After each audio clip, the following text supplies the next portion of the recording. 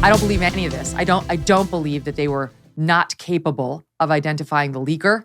And if I'm wrong and that is true, it is an absolute disgrace and black mark on this court. How pathetic. So that's my off the cuff take. Tell us how you really feel, Megyn.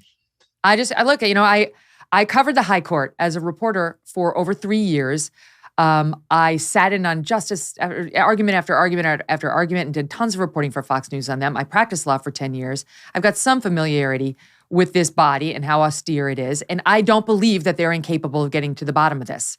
And I believe that if they really wanted to, they would have farmed it off to the FBI. What they've done instead is take the word of this marshal who knows nothing about investigating in any meaningful way, and then to give her cover, brought in Michael Chertoff, former Homeland Security chief under Bush, to say, yeah, I can't see anything more they could do, which is a fig leaf. Get the FBI involved. Put somebody under oath. Get real answers. They don't seem to have an appetite for doing it, and it also doesn't appear they even bothered to interview the justices, though that's unclear. So what do you think? Yeah, that last point is real. It didn't mention it, and it mentioned a lot of the things that they did. So it sounds like they did not interview the justices, which isn't to suggest that it's likely that one of the justices was the leaker, but maybe they could have some insight or say something that could gain a lead or something like that. But it seems like this is not a failure as much of the investigation. I might disagree a little bit with you there. I was actually pleasantly surprised to see that they did look at phone records, electronic records, interviewing 100 people. Now, again, raising lots of questions. Why would nearly 100 people have access to sensitive drafts? But that's a future prophylactic measure that hopefully they're putting in now. But it seems like there's no way to record who prints out sensitive drafts, who takes them home, all of that sort of thing. It really revealed a lot of holes in the document tracking security operations in the court. The investigation, maybe they should have talked to some of the spouses and boyfriends, girlfriends that were that the clerks and others talked to about the draft. That might be a little hole in violation of the code of conduct. But otherwise, they did have everyone sign affidavits under penalty of perjury, under penalty of violating federal law, that they were not the source of the leak, that they did not do anything to get that draft out to where it shouldn't be. Which means that at this point, to me, despite those holes in the record keeping, or because of them, it's most likely that someone used old school technology, not hacking or anything like that, but burner phones and dead drops, or just carelessness, leaving a draft somewhere either inside or outside the court where a member of the public or a journalist or anybody could find it. That could well be. There are journalists roaming the Supreme Court. So if one of these things was left out, maybe a political reporter picked that up. Definitely disappointing that after 8 months, we still don't know.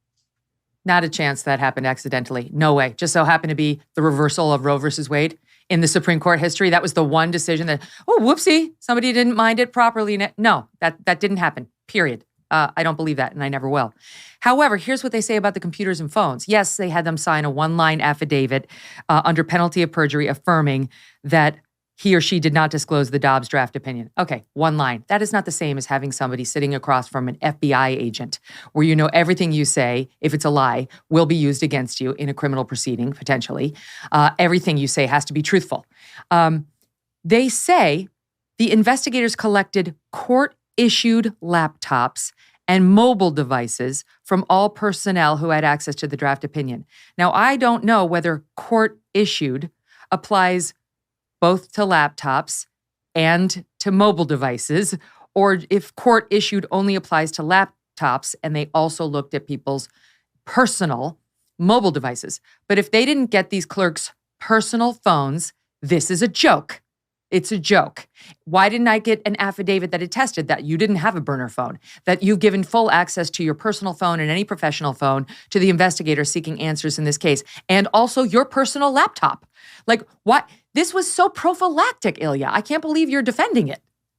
Well, look, I think that whoever did this took steps to cover themselves up. And I'm not an expert in forensic investigations, digital or otherwise. There are certainly gaps there, but I don't think getting the FBI involved necessarily would have fixed those. I mean, the FBI itself as an institution is in some disrepute for all sorts of reasons right now as well. So there certainly were failures in this investigation. But if indeed they didn't look, chase down personal devices as well, it seems like, well, to get to a personal device, you would have had to send it somehow or access it from a court device. But it says that those court devices did not keep records, apparently, of who sent emails where or access drafts.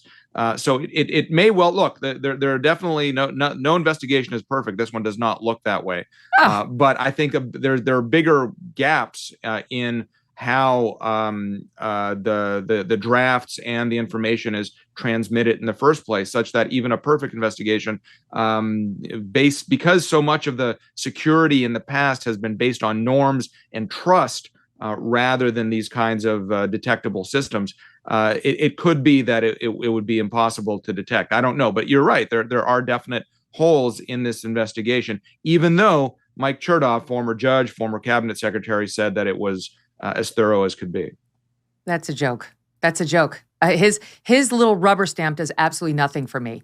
Get a real investigator in there, someone who knows. What is Mike Chertoff? Does he have a long history of investigating crimes like this? Not that I know of. Just because he ran Homeland Security doesn't mean that's the case. He was also U.S. attorney. I mean, look, nobody trusts this. The left still thinks it was someone from the right. The right still thinks it's someone from the left. Ultimately, the court is no better off for having. In fact, it's probably worse off for having this nothing burger of a report about the investigation. I don't know whose incentive it is or to not find the answer to this question. So I would think that John Roberts and would want Chief a Justice thorough John investigation. Roberts. Okay, but I don't agree with that. So first of all, the leaker could have been a justice. Absolutely could have been a justice. We don't think so. You and I have, we both had ties with the court that makes you think these justices would never cross that line. It's extraordinary. But given how high stakes Dobbs was and the reversal of Roe versus Wade, all bets are off. And the fact that they didn't bother, as it appears at least, to interview the justices, one thinks they would have highlighted that had they done it. They would have been proud to say they had done it. It adds a shadow over the justices. Again, it makes them even more suspicious. Why wouldn't you talk to them? Who would have been in charge of that? That's Chief Justice John Roberts. That's the irony here. You're trying to protect the court's reputation. And the negative inference from this report is that it's more likely to be a justice than we would have thought before the report came out. So yep. It really, this report is not satisfying in the least. Like many people, I am eating healthier, and that's why I love good olive oil. It makes such a big difference in your meals. And by good, I mean fresh. All right, olive oil packs the most flavor and the healthiest nutrients when it's fresh from the farm. And that is the problem with supermarket olive oils. They're not fresh. You ever think about it? How many months that thing's been sitting there growing stale? This is why I like my olive oil direct from small, award-winning farms, and you can have it thanks to a guy named TJ Robinson, also known as the olive oil hunter. When I first tasted TJ's farm fresh oils, I wasn't expecting. I'm like, is it really going to? It does make a difference. It does. They've got these beautiful, vibrant, grassy flavors. They're delicious on salad, veggies, pasta, meat, fish, whatever you put olive oil on. As an introduction to his fresh pressed olive oil club, TJ's willing to send you a full-size $39 bottle of one of the world's finest artisanal olive oils for just $1 itty-bitty to help him cover shipping. Best of all, there's never a commitment to buy anything, and you can cancel your membership at any time. Get your free $39 bottle for just $1 shipping and taste the difference freshness makes. Go to harvestfreshnow.com. That's harvestfreshnow.com for a free bottle and pay just $1 in shipping. harvestfreshnow.com.